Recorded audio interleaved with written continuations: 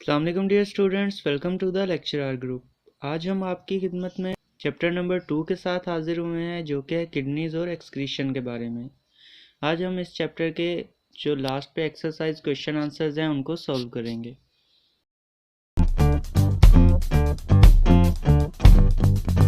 तो चलें स्टार्ट करते हैं क्वेश्चन नंबर 1 से। क्वेश्चन नंबर 1 है, what is the difference between excretion and defecation. Excretion और डेफिकेशन में डिफरेंस हमने बताना है, तो मैंने आपको बताया है कि डिफरेंस एक्सप्रेस करने का जो ऑफिशियल तरीका है वो यही है कि दो बॉक्सेस बना लिए जाएं और दोनों में अपोजिट पॉइंट्स लिखे जाएं। तो यहाँ पे एक्सक्रीशन क्या है? Excretion is the removal from the body of harmful waste product that were formed inside the body. इस पे आपने ध्यान करना है, फॉर्म्ड इनसाइड द बॉडी, ठीक है।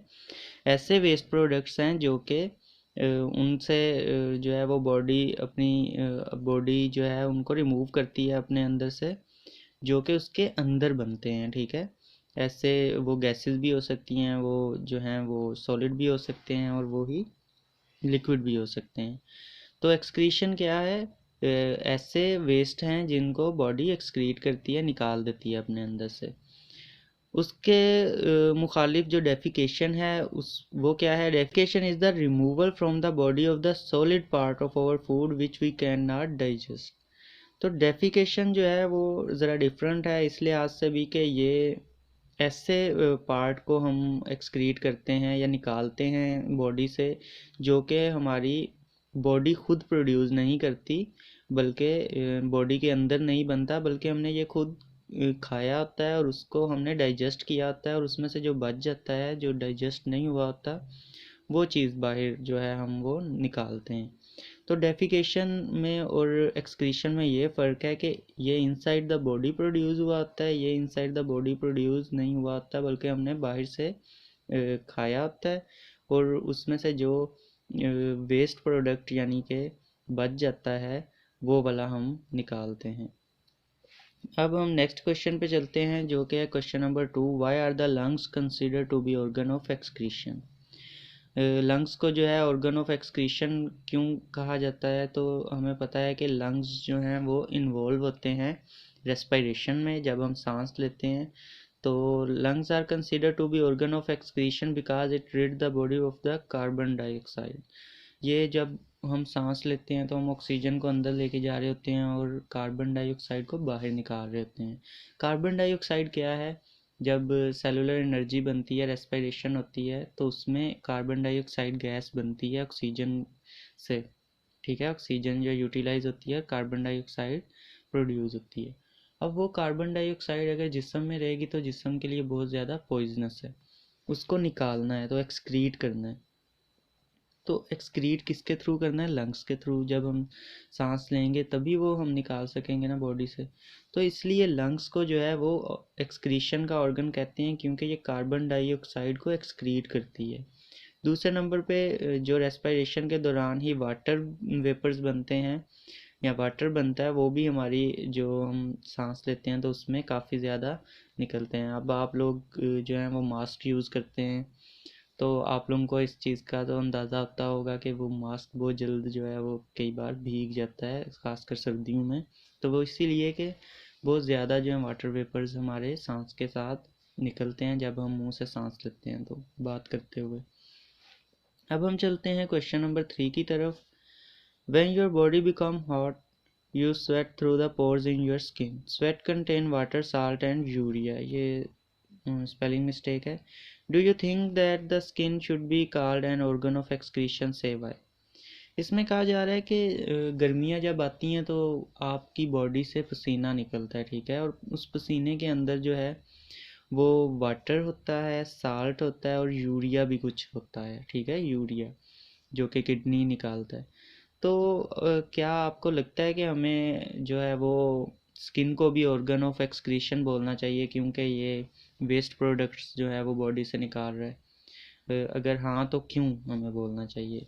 तो इसका आंसर है, the skin should be called an excretory organ because it rids the body of some of the salts urea formed when excess proteins are broken down by the liver.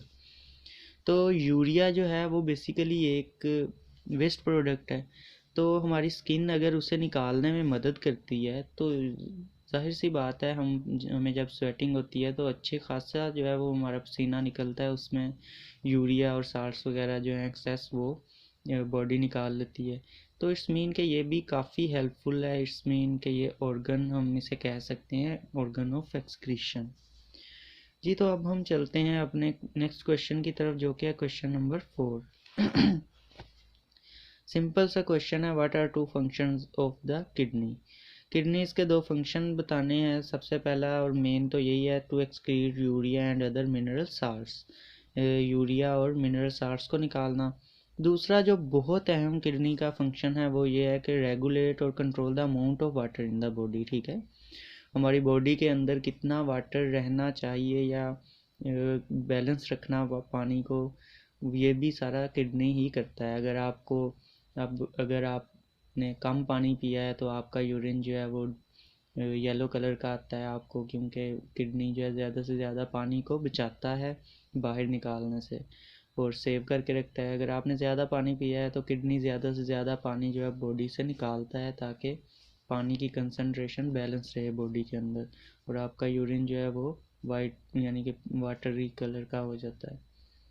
तो अब हम चलते हैं अपने नेक्स्ट क्वेश्चन की तरफ जो कि है question number 5। Name two materials which are excreted from our body, say from which organ these materials are excreted। दो materials ऐसे बताने हैं जो हमारी बॉडी में से एक्सक्रीट किए जाते हैं।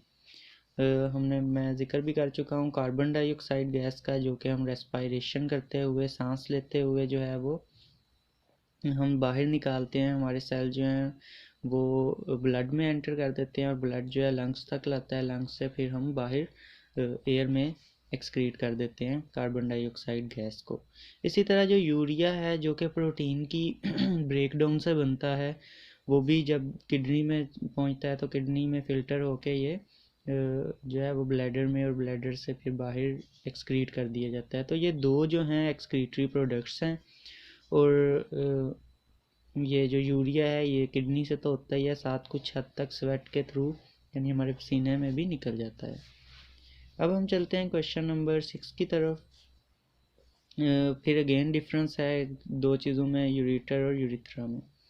तो यूरेटर और यूरिथ्रा में क्या डिफरेंस है, बेसिकली ये दोनों ट्यूब्स हैं, ठीक है, और ये डिफरेंट चीज़ों को कनेक्ट करती हैं, इसलिए इनके नाम जो हैं वो दो डिफरेंट हैं और बहुत माइन्यूट सा ही फ़र्क है इनमें। क्या फ़र्क है कि जो यूरेटर है वो कनेक्ट करता है one of the tube which carry urine from the kidney to the bladder. ठीक है, तो ये किडनी को ब्लैडर से कनेक्ट करता है, किडनी से जो भी वेस्ट मटेरियल निकलता है उसको ब्लैडर में ला के वहाँ पर स्टोर करवा देता है। तो वहाँ ट्रांसपोर्ट कर रहा है किडनी से लेके ब्लैडर तक, वो ट्यूब है जो किडनी को ब्लैडर से कनेक्ट करती है। इसी तरह अगर हम यूरिथ्रा देखें तो ये ब्लैडर के बाद की ट्यूब है जो ब्लैडर से निकल के तो बाहर तक जो है वो बाहर तक जो है वो यूरिन को लेके जाती है, हमारी बॉडी से बाहर तक जो है वो यूरिन निकालती है। तो ये वो ओपनिंग है जिसके थ्रू यूरिन जो है वो बाहर भी निकलता है मेल और फीमेल में से। अब हम चलते हैं नेक्स्ट क्वेश्चन की तरफ जो कि है question number 7। In your own word describe how blood is filtered as it passes through the nephron or the kidney tubules।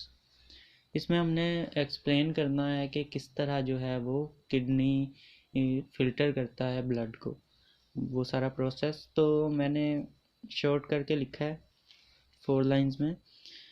सबसे पहले तो ब्लड जो है वो एंटर होता है kidney, blood enter into the kidney through renal arteries आपको पता है ब्लड जो है वो लेके आती हैं due to high blood pressure inside the glomerulus.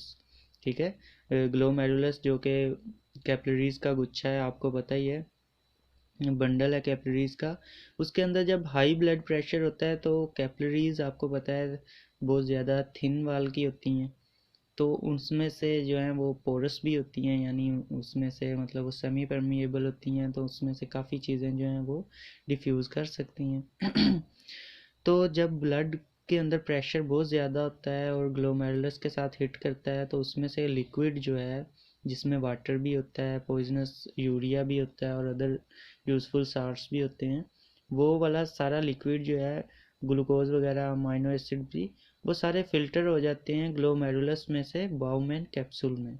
ठीक है, बाउमेन कैप्सूल वही स्ट्रक्चर है जो ग्लोमेरुलस के इर्द गिर्द होता है। ठीक है, तो ये सारा फिल्टर होके बाउमेन कैप्सूल में चला जाता है। फिर बाउमेन कैप्सूल से जब वो वाला लिक्विड फ्लो करता है आगे किडनी ट्यूब्यूल्स में, नेफ्रॉन की जो ट्यूब्यूल्स हैं उनमें जब वो फ्लो करता है तो वहाँ पे यूज़फुल सब्सटेंसेस जैसे वाटर, शुगर जो है और कुछ सार्स वगैरह वो वापस रीअब्जॉर्ब हो जाते हैं, क्योंकि वही जो आर्टरी ब्लड लेके आई है वो आगे ऊपर कैपिलरीज बना के उन ट्यूब्यूल्स के इर्द गिर्द फैली होती है और उन ट्यूब में से डिफ्यूज़ होकर वापस उन कैपिलरीज में जो चीज़ें चाहिए होती हैं हमें या यूज़फुल होती हैं वो वापस उसमें से अगेन कैपिलरीज में चली जाती हैं और अगेन ब्लड में शामिल हो जाती हैं।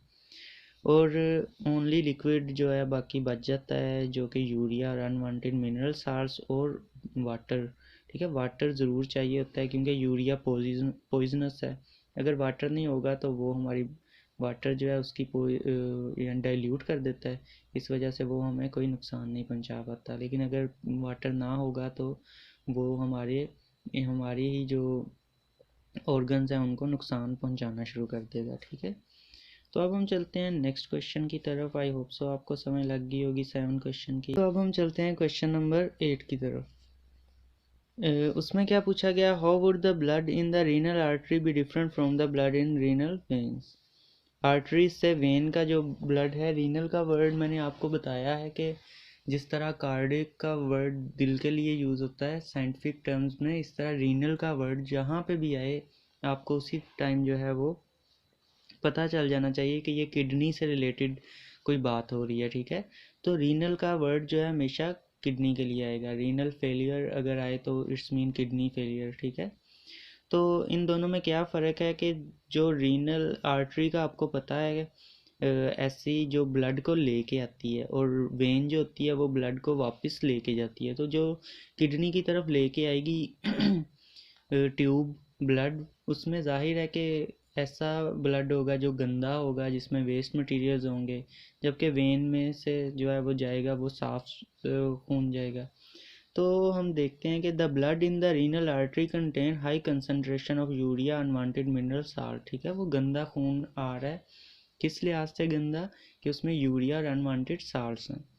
जबकि अगर वही ब्लड हम देखें वेन में, तो वेन में जो है वो ब्लड जो है वो फिल्टर होने के बाद जाता है वेन में, किडनी से फिल्टर होके वेन में जाता है ब्लड। तो वेन के अंदर उसमें जो है लो कंसंट्रेशन है यूरिया की, लो या बिल्कुल ही नहीं, बहुत कम होगी अगर होगी भी तो। ठीक है, और दूसरा अनवांटेड मिनरल साल्ट्स भी उसमें से निकल चुके होंगे।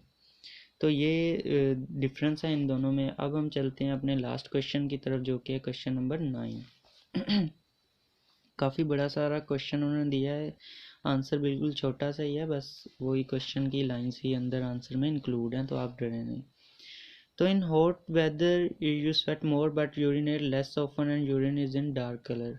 ये कह रहे हैं कि जब गर्म मौसम होता है तो आप लोग जो हैं आपको पसीना बहुत आता है, आपका पानी काफ़ी ज़ाया हो जाता है पसीने में, और यूरिनेट आप बहुत कम करते हैं। ठीक है, और यूरिन जो होता है वो डार्क कलर का होता है, उसका रंग भी जो है वो बहुत ज़्यादा येलो सा होता है, डार्क। ठीक है, जबकि कोल्ड वेदर में आप स्वेट कम करते हैं और यूरिनेट ज़्यादा करते हैं, और आपका जो यूरिन होता है उस वो भी वाटरी कलर का होता है। ठीक है, तो मतलब वो हल्के कलर का होता है, ज़्यादा डार्क कलर का नहीं होता। तो किडनी और एक्सक्रीशन के बारे में जो आपको पता है उसको जहन में ला के तो आप इन ऑब्जर्वेशन को जो एक्सप्लेन करेंगे ऐसा क्यों होता है। तो आपने ये बताना है कि किडनी जो है वो रेगुलेट करता है वाटर को। मैंने आपको भी बताया था कि किडनी के दो फंक्शंस होते हैं, एक तो वेस्ट मटेरियल को फिल्टर करना, मिनरल साल्ट्स को बैलेंस करना, दूसरा ओस्मो रेगुलेशन। ओस्मो रेगुलेशन मतलब होता है कि वाटर को बैलेंस करना बॉडी में। ठीक है, तो वाटर को भी बैलेंस करता है kidney. Like in hot whether you sweat a lot, जैसे कि आपको पता है कि आप गर्मियों में बहुत ज़्यादा आपको पसीना आता है, और जब पानी आपकी बॉडी का सारा पसीने में निकलता जा रहा है तो यूरिन के लिए पानी कम बच जाता है। So less urine is produced, कम यूरिन बनता है, और हाई कंसनट्रेशन ऑफ यूरिया होती है उसमें, ठीक है। पानी क्योंकि निकल गया आपका स्वेटिंग में, तो पानी अब कम है, तो यूरिया ज़्यादा हो गया, और पानी यूरिन में कम जा रहा है और यूरिया उसमें ज़्यादा है। एंड अनवांटेड मिनरल साल्ट्स भी, और ऐसे यूरिन को हम कहते हैं कंसनट्रेटेड यूरिन। और कंसनट्रेटेड यूरिन का मतलब है कि इसमें कंसनट्रेशन किसकी ज़्यादा है, यूरिन की, वाटर की कंसनट्रेशन कम है, इस वजह से ये डार्क कलर का होता है, ठीक है। इसी तरह अगर हम कोल्ड वेदर की बात करें तो उसमें हम स्वेट बहुत कम करते हैं, पानी हमारा सेव रहता है बॉडी में, जो कि किडनी यूज़ करके उसे उनके अंदर जो है वो टॉक्सिक सब्सटेंसेस डाल देता है, यूरिया वगैरह, जिसकी वजह से कंसनट्रेशन यूरिया की लेस होती है, ठीक है। यूरिया की कंसनट्रेशन लेस होती है, वाटर की कंसनट्रेशन बहुत ज़्यादा होती है। तो ऐसे यूरिन को जिसमें कि यूरिया की कंसनट्रेशन कम हो, वाटर की कंसनट्रेशन बहुत ज़्यादा हो, हम कहते हैं डाइल्यूट यूरिन, ठीक है। तो डाइल्यूट यूरिया, इसका कलर भी वाटर के जैसा ही होता है या बहुत हल्का सा येलो। तो ये था question number 9। I hope so आपको समझ लगी होगी। तो कैसी लगी आपको क्वेश्चन आंसर्स की ये क्लास? आई होप सो आपको पसंद आई होगी वीडियो। तो प्लीज़ लाइक, सब्सक्राइब और कमेंट ज़रूर कीजिएगा।